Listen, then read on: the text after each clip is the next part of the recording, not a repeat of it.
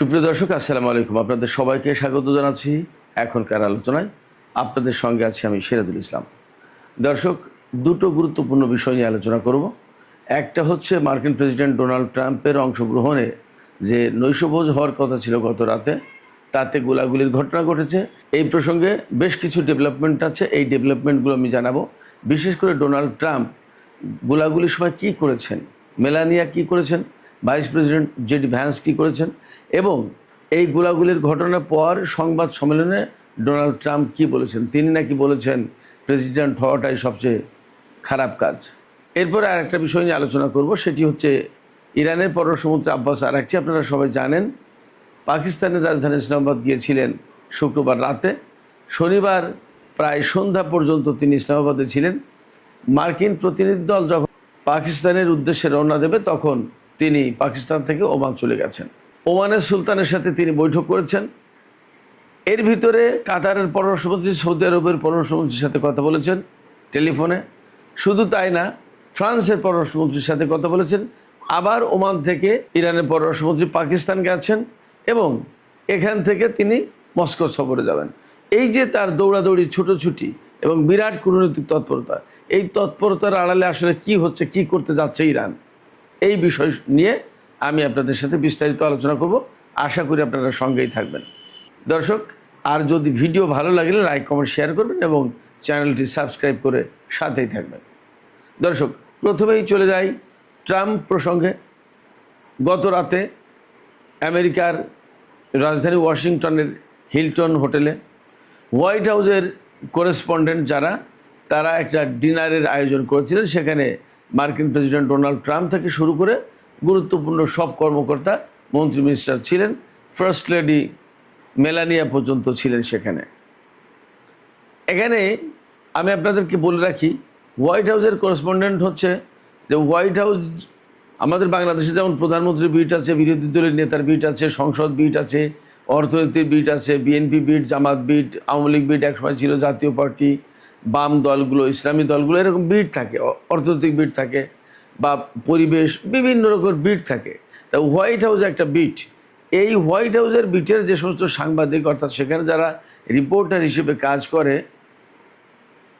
তাদের পক্ষ থেকে একটা নৈশভোজের আয়োজন করা হয়েছিল এবং এই নৈশভোজে অবশ্যই প্রধান অতিথি ছিলেন মার্কিন প্রেসিডেন্ট ডোনাল্ড ট্রাম্প। আপনারা আগেই জেনেছেন, আমি আজকে দুপুরে ভিডিওতেও বলেছি। সেখানে আলটিমেটলি গেস্ট ছিলেন ফার্স্ট লেডি মেলানিয়া এবং ভাইস প্রেসিডেন্ট জেডি ভ্যান্স, তারপরে যুদ্ধমন্ত্রী পিট হেগসেথ, সবাই ছিল মোটামুটি মন্ত্রিসভার সব গুরুত্বপূর্ণ ব্যক্তি। হোয়াইট হাউসের প্রেস সেক্রেটারি ক্যারোলিন লেভিট, উনি তো ছিলেনই।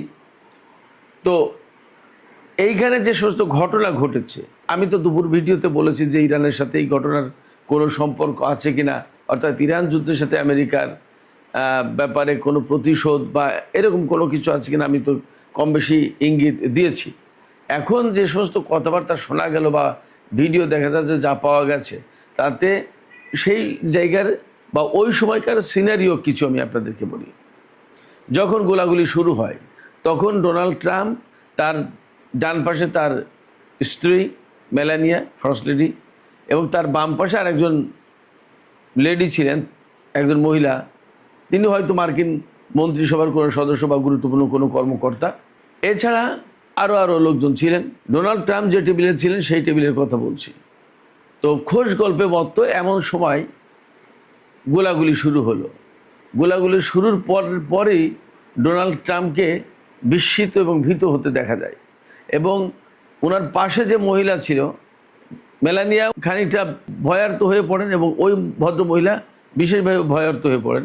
এবং এর পরপরই একের পর এক গুলি, সম্ভবত মোট 7টা অথবা 9টা গুলি করা হয়েছে।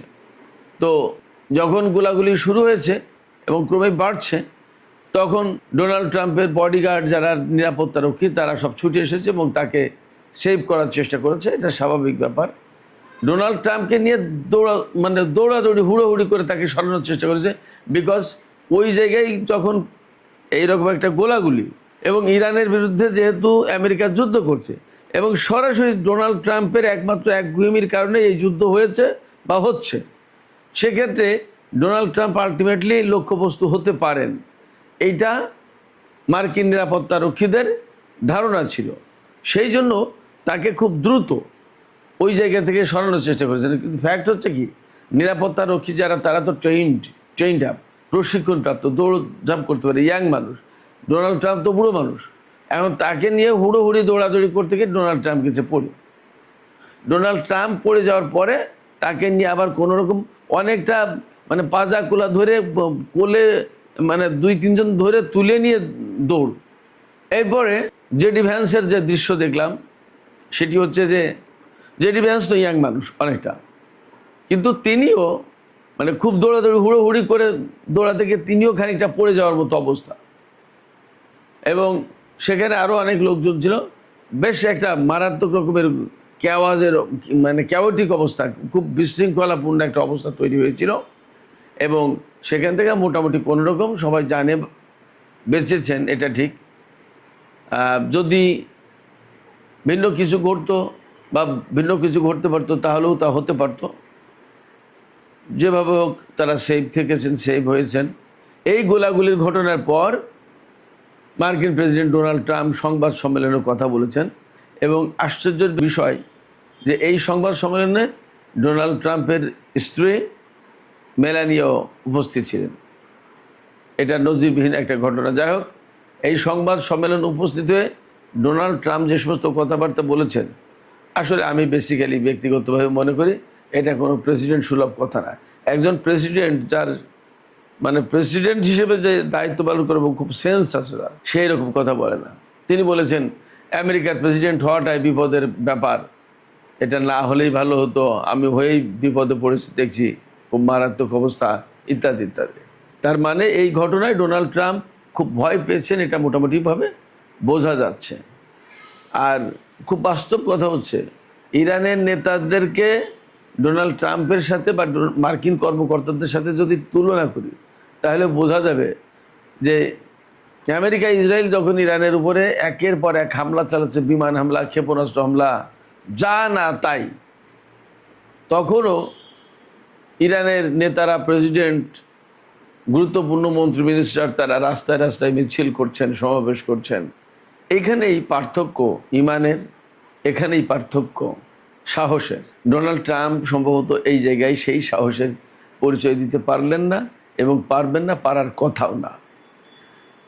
যাই হোক, আমেরিকার পরিস্থিতি যা, তাতে অনেকেই বলাবলি করছেন যে ইরানের বিরুদ্ধে যে ভয়ঙ্কর একটা যুদ্ধ চাপিয়ে দিয়েছেন ডোনাল্ড ট্রাম্প, সে ব্যাপারে ক্ষিপ্ত হয়ে বা এর প্রতিশোধ নিতে কেউ এই হামলা চালিয়েছে কিনা সেটা একটা ব্যাপার।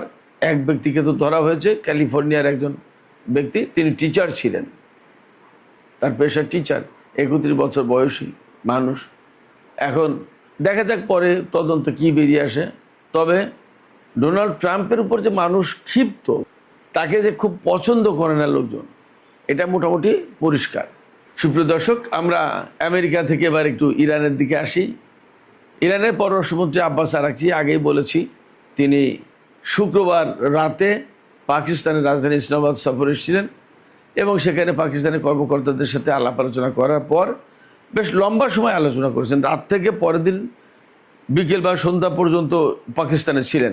তারপরে তিনি ওমানে গেলেন এবং পাকিস্তানে যে আলোচনা করেছেন তিনি, সেখানে বেশ কিছু ইরানের পক্ষ থেকে গুরুত্বপূর্ণ মতামত দিয়েছেন এবং কোন শর্তের ভিত্তিতে কি কি পয়েন্ট নিয়ে আলোচনা হতে পারে সেই কথাগুলো ইরানের পক্ষ থেকে জানিয়ে দিয়েছেন। এই পয়েন্টগুলো পাকিস্তানের কর্মকর্তাদের কাছে দেওয়ার পর আব্বাস আরাকচি কিন্তু বলেছিলেন যে এটা খুবই ফলপ্রসূ একটা সফর। আমার কাছে মনে হচ্ছে এটা কেন একটা ফলপ্রসূ সফর বলছেন তিনি, আমার কাছে কিন্তু বড় প্রশ্ন হয়ে দেখা দিয়েছে। কেন ফলপ্রসূ বলছেন, আমি আর কয়েকটা ঘটনা বলে এই বিষয়টা আমি আমার ধারণা পেশ করছি আপনাদের কাছে, তারপরে মতামত চাইবো আপনাদের কাছে, আসলে আপনারা কী ভাবছেন। যাই হোক, পাকিস্তান থেকে ইরানের পররাষ্ট্রমন্ত্রী আব্বাস আরাকচি তিনি ওমান গেলেন। ওমানে গিয়ে প্রধানত তিনি ওমানের সুলতান হাইসাম বিন তারিক আল সাইদের সাথে তিনি আলোচনা করেছেন। এবং আপনারা সবাই জানেন, হরমুজ প্রণালী কিন্তু ওমান এবং ইরানের ভূখণ্ডের মাঝখানে। তার মানে হরমুজ প্রণালী মালিকানা ওমান এবং ইরানের। এই টোল বা হরমুজ প্রণালী কন্ট্রোলের প্রশ্ন কিন্তু ইরান এবং ওমানের। এখন ওমানের সাথে ইরানের কিন্তু আগাগোড়া খুবই ভালো সম্পর্ক, আর এই টোল আদায়, হরমুজ প্রণালী কন্ট্রোল করা ইত্যাদি ইত্যাদি অনেক ব্যাপার কিন্তু ওমানের সাথে ইরানের পরামর্শ করার প্রয়োজন আছে। এবং ইরান যে এই হরমুজ প্রণালী খুলে দেবে না, ইরান হরমুজ প্রণালীর ব্যাপারে যে অবস্থান নিয়েছে এবং ইরান হরমুজ প্রণালী থেকে যেভাবে কন্ট্রোল করতে চায় এবং যেভাবে সেখান থেকে টোল নিতে চায়, এই বিষয়ে যাতে ওমান ঠিক থাকে, ওমান যেন তার অবস্থান নড়বড়ে না করে ফেলে, এই বিষয়গুলো নিয়ে নিশ্চয়ই আলোচনা হয়েছে এবং আঞ্চলিক আরও কিছু বিষয় নিয়ে আলোচনা হয়েছে। ওমানে বসেই ইরানের পররাষ্ট্রমন্ত্রী কাতারের পররাষ্ট্রমন্ত্রী আব্দুর রহমান বিন আল সানির সাথে কথা বলেছেন টেলিফোনে। তারপরে কথা বলেছেন সৌদি আরবের মন্ত্রী, পররাষ্ট্রমন্ত্রী ফয়সাল বিন ফারহানের সাথে, কথা বলেছেন ফ্রান্সের পররাষ্ট্রমন্ত্রীর সাথে। এরপরে তিনি আবার আজকে পাকিস্তান এসছেন। পাকিস্তানে গুরুত্বপূর্ণ কর্মকর্তাদের সাথে আলাপ আলোচনা করার পর তিনি চলে যাবেন মস্কোতে। আপনারা খেয়াল করুন যে আব্বাস আরাগচির সফর এবং টেলিফোন আলাপের ঘটনাগুলো। সফর Iran to Pakistan, Pakistan to Oman, Oman to Pakistan, Pakistan to Russia, Russia to maybe Iran. যদি এমন হয় যে রাশিয়া থেকে আবার পাকিস্তানে আসছেন তাহলে সেটা ভিন্ন হতে পারে। তাই আমি বলছিলাম যে আব্বাস আরাগচির এই সফরের প্রধান বিষয়গুলো কি এবং লক্ষ্যটা কি, আসলে এত ছোটাছুটি তিনি কেন করছেন, ব্যাপারটা কি। প্রথম কথা তো আমেরিকার সাথে একটা আলাপ আলোচনা হচ্ছে, যুদ্ধবিরতি চলছে, ইরান চাইছে একদম চিরদিনের জন্য যুদ্ধ বন্ধ হোক, আর আমেরিকা কি যে চাইছে আমি জানি না, তারা যুদ্ধবিরতি চায়, কিন্তু ইরান তো বলছে একদম চিরজীবনের জন্য যুদ্ধবিরতি বন্ধ হোক, কিন্তু আমেরিকা সে গল্প বলছে না। ইরানের সাথে একটা চুক্তি চায়, তারা কি চুক্তি চায়, পরমাণু কর্মসূচি থাকবে না, ক্ষেপণাস্ত্র থাকবে না, ইত্যাদি ইত্যাদি সমস্ত বলে। সে তো পুরনো কথা, একই, ওইদিকে আমি যাব না। তো এখানে আব্বাস আরাগচি ওমানে যখন তিনি বৈঠক করছেন বা কাতারের পররাষ্ট্রমন্ত্রীর সাথে বা সৌদি পররাষ্ট্রমন্ত্রীর সাথে সব জায়গায় একই কথা বলেছেন। একটা বিষয় নিয়ে কথা বলেছেন যে এটা পরিষ্কার হয়ে গেছে যে মধ্যপ্রাচ্য অঞ্চলে মার্কিন সামরিক বাহিনীর উপস্থিতির কারণে নিরাপত্তাহীনতার সৃষ্টি হয়েছে, অস্থিতিশীলতার সৃষ্টি হয়েছে। এবং তিনি খুব পরিষ্কার করে কাতারের পররাষ্ট্রমন্ত্রীকে বলেছেন যে মার্কিন সামরিক বাহিনীর উপস্থিতি, যে সমস্ত দেশগুলোতে মার্কিন সামরিক বাহিনীর উপস্থিতি আছে সেই সমস্ত দেশগুলো এই মার্কিন সামরিক বাহিনীর উপস্থিতির কারণে বা তাদেরকে জায়গা দেওয়ার কারণে এই সব দেশ অনিরাপদ হয়ে গেছে, নিরাপত্তাহীনতায় ভুগছে। এটা তো এখন পরিষ্কার। আব্বাস আরাগচি যে কথা বলতে চেয়েছেন সেটা হচ্ছে এই যে এই সমস্ত দেশে, যেমন সংযুক্ত আরব আমিরাত, কাতার, বাহরাইন, কুয়েত, সৌদি আরব, জর্ডান, এই সমস্ত দেশে যদি মার্কিন সামরিক ঘাঁটি না থাকতো তাহলে তো ইরান এই সমস্ত দেশে হামলা করতো না। তাহলে এই দেশগুলো আজকে যে সমস্ত ক্ষয়ক্ষতির মুখে পড়লো সেগুলো হতো না। এই দেশে এই সমস্ত দেশ যে নিরাপত্তাহীনতার মুখে পড়েছে সেটাও পড়তো না। এই কথাই বলতে চেয়েছেন আব্বাস আরাগচি যে মার্কিন সামরিক বাহিনীকে জায়গা দেওয়ার কারণে, তাদেরকে ঘাঁটি করতে দেওয়ার কারণে এই সমস্ত দেশ নিরাপত্তাহীনতার মুখে পড়েছে। খুবই গুরুত্বপূর্ণ পয়েন্ট, খুবই গুরুত্বপূর্ণ মেসেজ। এই কথা সৌদি আরব, কাতার, ওমান, পাকিস্তান সবার সাথেই এই কথাই তিনি শেয়ার করছেন। তার মানে মূল মেসেজ হচ্ছে যে ভাই আসুন, এই সমস্ত বাদ দেন, আমেরিকাকে বাদ দেন, আমেরিকার ঘাঁটি সরান, আমেরিকার সেনাবাহিনীকে বহিষ্কার করেন, এখানে থাকার দরকার নেই। আমরা নিজেরা মিলে নিজেদের আঞ্চলিক নিরাপত্তা গড়ে তুলি, নিজেদের আঞ্চলিক বলয় গড়ে তুলি, আমরা নিজেরা একটা জোট করি, আঞ্চলিক জোট করি।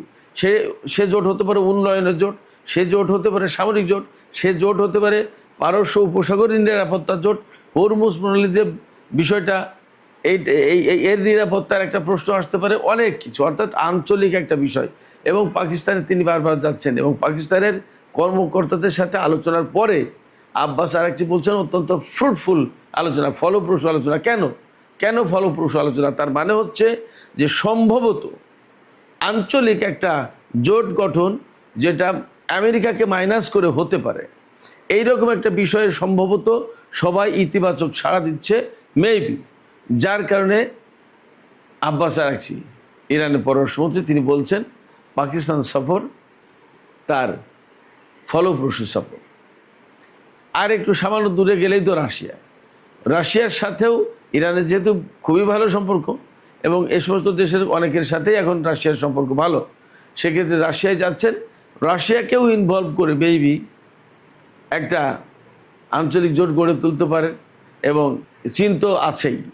সেক্ষেত্রে আমার কাছে মনে হচ্ছে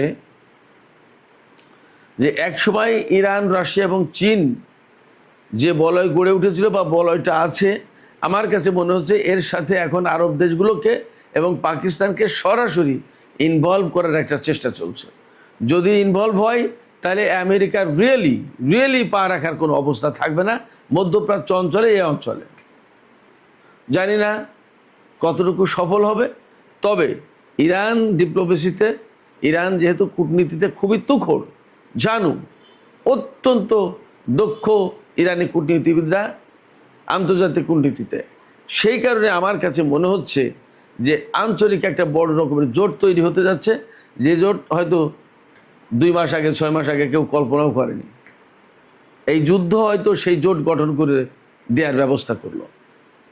সুপ্রিয় দর্শক, এখনকার আলোচনা এখানে শেষ করতে চাই। আপনাদের কাছে সেই প্রশ্নই রাখি, আপনাদের মতামত জানতে চাই সেইভাবে, যে আপনারা কি মনে করছেন, কেন আব্বাস আরাকচি বলছেন তার পাকিস্তান সফর খুবই ফলপ্রসূ? আপনাদের কাছে কি মনে হচ্ছে যে একটা আঞ্চলিক জোট আসলে গড়ে উঠতে পারে, যে জোটের কারণে আমেরিকার কোনো অবস্থান এবং উপস্থিতি মধ্যপ্রাচ্যে থাকবে না? কি মনে হয় আপনাদের মতামত কমেন্টে জানাতে পারেন। আর ভিডিও ভালো লাগলে নিশ্চয়ই লাইক, কমেন্ট, শেয়ার করবেন এবং চ্যানেলটি সাবস্ক্রাইব করে সাথেই থাকবেন। আপনাদের সবাইকে অনেক অনেক ধন্যবাদ। আল্লাহ হাফেজ।